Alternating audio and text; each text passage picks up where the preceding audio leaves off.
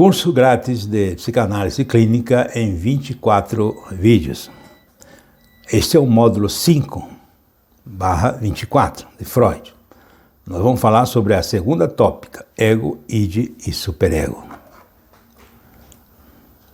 É a democratização da psicanálise. É uma promoção que a ANPC está fazendo pela primeira vez. Já fez vários anos atrás, mas agora está fazendo de novo. Os vídeos são grátis, mas os que contribuírem com Pix de R$30 semanalmente para cada vídeo, que são 24, receberão um certificado e carteira com número de registro. Os que já são psicanalistas receberão um certificado de pós-graduação livre. Quando você enviar o comprovante para o do Pix e-mail, anpc2018@gmail.com, e enviando o comprovante para o Zap 6198-340-6632, você vai receber imediatamente a apostila desse módulo em PDF.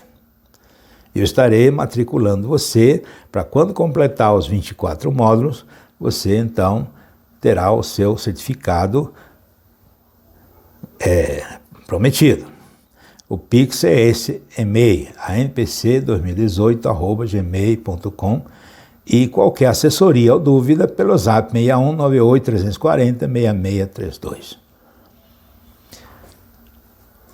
E mesmo que você não participe do curso, se você quiser ajudar essa promoção, esse trabalho nosso, que nós estamos fazendo esse trabalho intensamente. Na sexta-feira, às 8 horas, antes das 8 horas, nós lançamos o Freud em 24 vídeos. No sábado, estamos lançando Jung em 24 vídeos.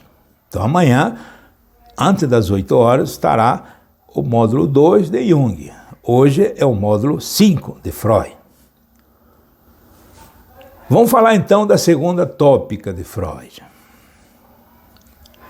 Freud usou o termo tópica para falar das divisões do aparelho psíquico e fez isso 2 vezes. A primeira, que surgiu na virada do século XIX para o XX, e se divide o aparelho inconsciente, pré-consciente e inconsciente. Já a segunda tópica apresenta um novo trio formador da nossa personalidade, o id, o ego e o superego. Essa divisão começa a ser apresentada em Além do Princípio do Prazer, em 1920, mas ganha corpo mesmo 3 anos depois, no ensaio Ego e Id.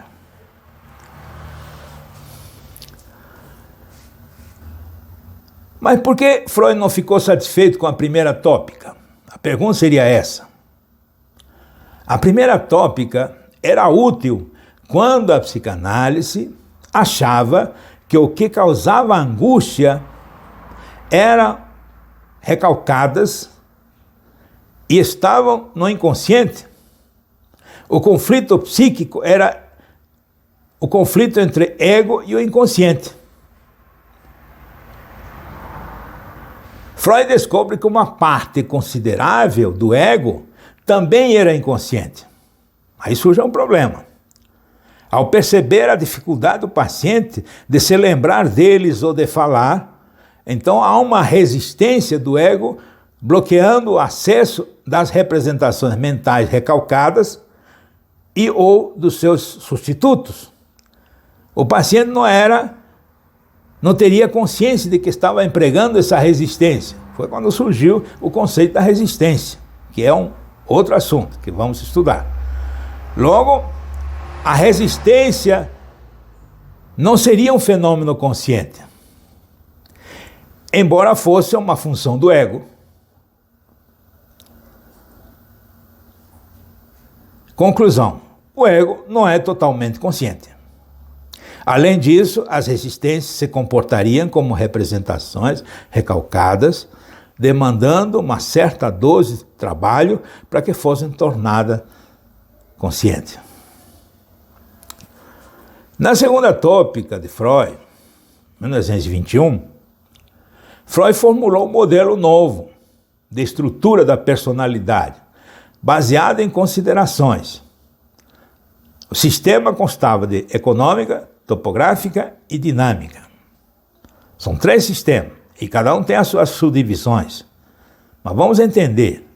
As econômicas era ligado aos instintos, versado na distribuição, equilíbrio e interdependência mútua das 2 forças instintivas, Eros e Thanatos, e das energias à sua disposição, a libido e a energia destrutiva, isto é, sobre a economia da mente. Precisamos lembrar que, na primeira tópica, os 2 instintos eram sexual e autoconservação.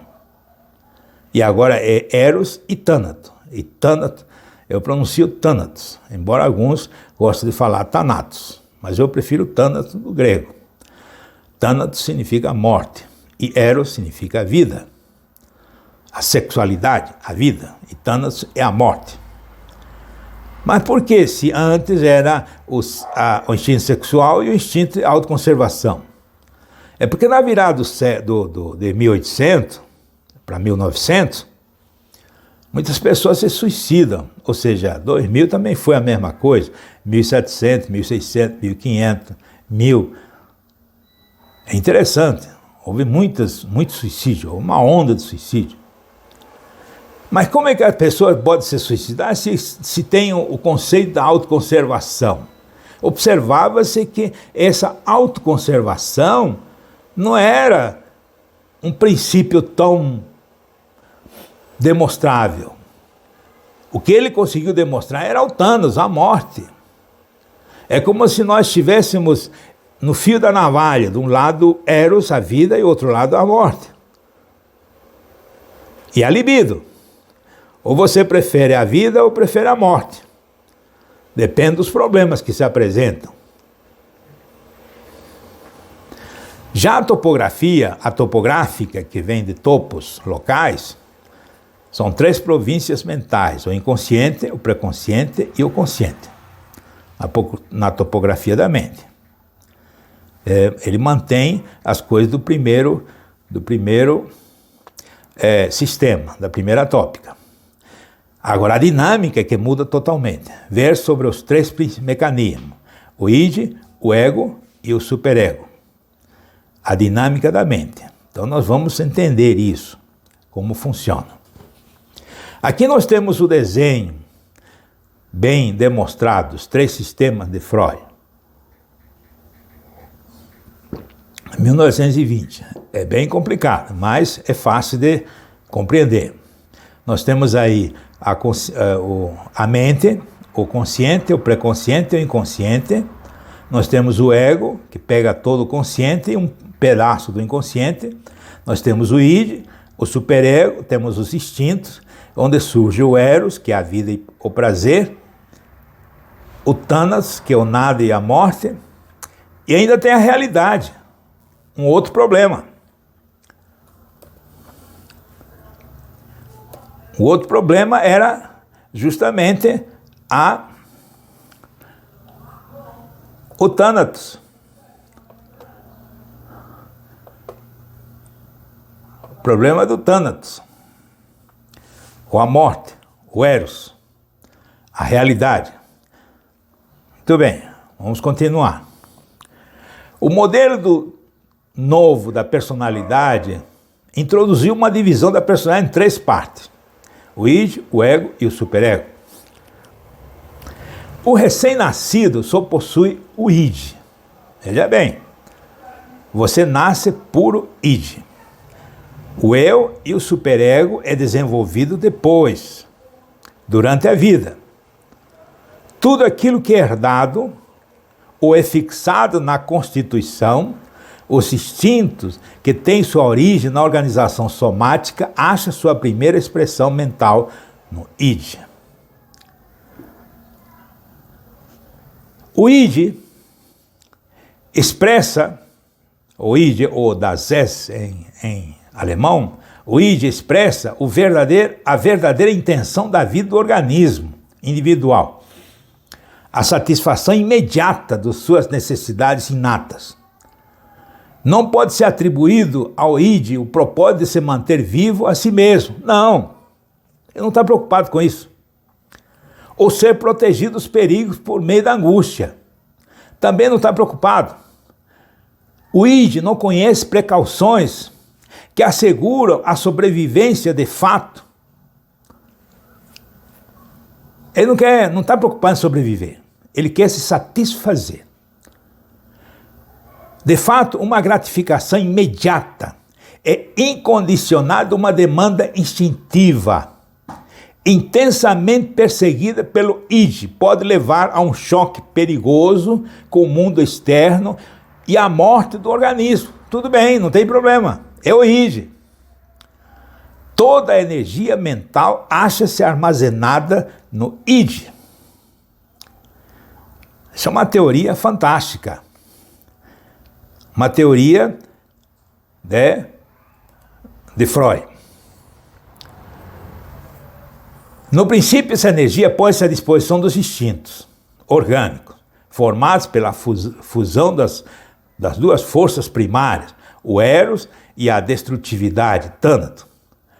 O único trabalho dos instintos relacionados com os órgãos somáticos é a satisfação ou descarga imediata de energia para suprimir a tensão e repor a calma. Esse é o que Freud denominou de, em alemão, eu não sei alemão, Lustprinzip, normalmente traduzido pelo princípio do prazer. É a demanda de uma descarga imediata de energia e que dá lugar à calma e ao prazer imediato.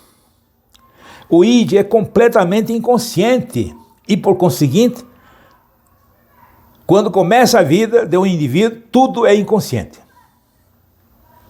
Esse é o id. Continuando com o id. Eles podem ajudar ou não ajudar a sobrevivência do indivíduo. Ele não está preocupado. O id se acha separado do mundo externo. Totalmente, mas leva a cabo suas funções perceptivas no seu próprio interior. Não conhece valor algum, nem o bom nem o mal, nem as normas morais, nenhumas considerações para com o outro. Ele não está nem aí. É uma caldeira onde ferve a excitação que quer suprir o seu prazer. Freud diz: a energia do id é livre, fluida, capaz de ser descarregada depressa, condensada e deslocada com finalidade. O id também não muda. Vamos falar agora do reprimido. O reprimido que está no inconsciente, que foi o trauma que foi reprimido. O reprimido não sofre alterações com o passo do tempo. Em sonhos voltam recordações esquecidas de tempo da infância e na perturbação mental as experiências da primeira infância jogam um papel decisivo. Os restantes agentes da mente, o mecanismo da personalidade, como são o eu e o supereu, surgem a partir do id e ficam separados do mesmo. Freud, no último resumo da sua teoria, escreveu que as autopercepções governam os acontecimentos do id com força dominante. Em síntese, o id é inconsciente e consta de duas partes. Uma parte é mais profunda, abrange o que emana psiquicamente de processos corporais e vitais. A parte menos profunda consta dos conteúdos do consciente reprimidos pelo superego e, além disso, atraídos pela parte mais profunda. A parte menos profunda chama-se o reprimido. O mais profundo chama-se a vitalidade. Ou seja, o id, no fundo, é a vitalidade do ser humano e a parte menos profunda é o reprimido. Reprimido, a vitalidade. Vamos falar agora da relação do ego com o id. Que depois, no outro vídeo, nós vamos falar do ego. Mas vamos falar do id, a relação do ego com o id. O ego é o agente do id, de fato. É a parte do id que saiu, uma parte que foi modelada e modificada por sua mais direta relação com o mundo exterior. Você vê aqui no desenho. Primeiro, nós nascemos puro inconsciente, uma parte se forma o ego e depois o ego se separa e vai para o consciente para ter relação com o mundo da realidade, mas uma parte fica no inconsciente. O ego é assim, a sede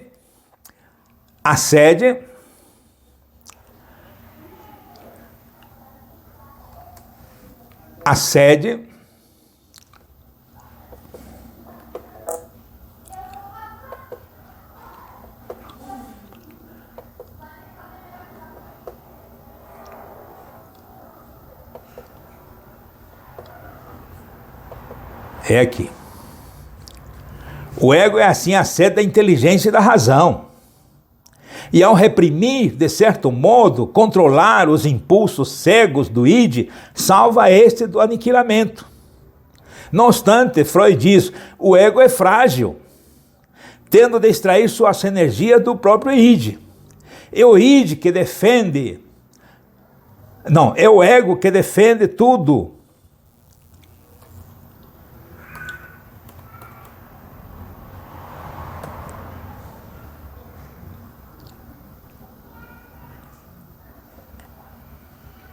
O ego é frágil, tendo que extrair suas energias do próprio id. É o ego que resolve tudo, que tem relação com a realidade, com o mundo externo. O termo Iber-Ich foi introduzido por Freud em ego e o id, e das instâncias da personalidade tal como Freud a descreveu. O seu papel é assimilável ao de um juiz ou de um censor relativamente ao ego. Estou falando do superego, Uber-Ich, o superego. Ele é o juiz. Nós já falamos do id, agora estamos falando do ego e vamos falar do superego. É o juiz, é o censor relativamente ao ego. Freud vê na consciência moral da auto-observação, na formação de ideais, funções do superego. Classicamente, o superego é definido como o herdeiro do complexo de Édipo. Constitui-se por interiorização das exigências e das interdições parentais. Segundo Freud, a formação do superego é correlativa do declínio do complexo do Édipo, a criança renunciando à satisfação dos seus desejos edipianos, atingidos pela interdição paterna naturalmente, transforma o seu investimento nos pais em identificação com os pais, interioriza essa interdição. É a formação do superego. A formação do superego. O novo agente mental, o superego, é desenvolvido como resultado das fraquezas do eu infantil. Na fase anal, o menino entra em conflito com os pais relativo ao treinamento anal. O medo para o castigo e a necessidade de afetos e proteção o força a aceitar as advertências paternas e para internalizá-las, isto é, ao considerar como próprio, por exemplo, o menino pequeno pode sofrer desgosto ao brincar com as fezes porque desagrada os pais. Estas proibições interiorizadas e estas autorrestrições são predecessoras do superego. A propósito, que são muito fracos. E quando ninguém observa eles, são menosprezados facilmente pelo menino. No entanto, estes predecessores contêm os elementos principais do futuro superego, quer dizer, o medo para o castigo e a conformidade com as demandas paternas. O verdadeiro desenvolvimento do superego. acontece para o fim do período fálico. O medo para o castigo paterno alcança seu ponto culminante no complexo de Édipo. O menino, hostilizado pelo medo da castração, é forçado a abandonar a sua mãe como objeto amoroso. A menina, debaixo da ameaça de perder o amor da mãe dela, é forçada a menosprezar ao pai como objeto amoroso. O superego representa a voz dos pais, diz Freud, e suas normas morais, da mesma maneira que eles, são percebidas pelo menino. Então o superego pode ser irracional e infantil, impondo restrições rígidas que persistem na vida adulta sem muita consideração para a situação atual. Um dos elementos do superego é o eu ideal. O eu ideal se origina de uma manifestação de admiração pelos pais, para quem o menino atribui a perfeição, e uma luta pela perfeição e um esforço para viver segundo as expectativas dos pais. Agora o conflito do ego com o superego. Já falamos do conflito do ego com o id, agora o conflito do ego com o superego. A atitude do ego, do eu, para com o superego, se assemelha à atitude do menino para com seus pais. O eu precisa do afeto, a indulgência, sua autoimagem depende da aprovação do superego. Quando o eu enche a expectativa do superego, este reage com um sentimento de felicidade e orgulho. Ele pode sentir culpa, depressão, transtorno maníaco-depressivo, interferência maníaco-depressivo e esquizofrenia latente. Vamos falar disso tudo. Culpa. Quando um conflito existe, as forças agressivas armazenadas no superego se tornam contra o eu, com acusações que dão lugar a sentimentos de culpa e depressão. Aí o cara cheio de culpa. Depressão é uma agressão dirigida contra si mesmo. É o resultado da desaprovação do eu por parte do superego, semelhante às críticas paternas infantis. Quem está falando é Freud. No transtorno maníaco-depressivo, o indivíduo oscila entre alegria e felicidade, resultante da total aprovação do superego e as torturas do sentimento de culpa e de depressão quando o superego se torna sádico. Aí é o maníaco-depressivo. Na interferência maníaco-depressiva, o superego se faz excessivamente duro, abusa, humilha e faz adoecer ao seu desgraçado eu.